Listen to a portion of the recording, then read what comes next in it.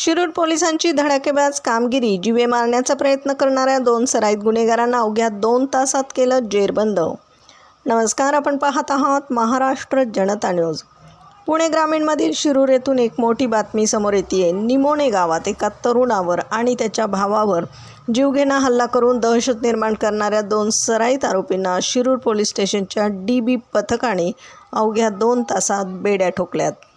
घोड नदीच्या पात्रात पाण्याचा बांध फोडल्याच्या कारणावरून आरोपींनी फिर्यादी दत्तात्रय काळे आणि त्यांचा भाऊ अक्षय काळे यांना लाथाबुक्क्याने हाताने आणि डोक्यात छातीवर मारहाण करून जीवे मारण्याचा प्रयत्न केला होता.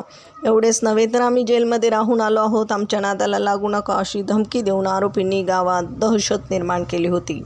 या घटनेचे गांभीर्य ओळखून पोलीस निरीक्षक विनोद पाटील यांच्या मार्गदर्शनाखाली पोलिसांनी वेगाने चक्रे फिरवली. तांत्रिक विश्लेषण आणि बातमीदाराकडून मिळालेल्या माहितीच्या आधारे पोलिसांनी सापळा रचून संकेत ज्ञानदेव काळे आणि समीर प्रकाश शेलार या दोन्ही आरोपींना शिक्रापूर शिरूर परिसराजवळून ताब्यात घेतले.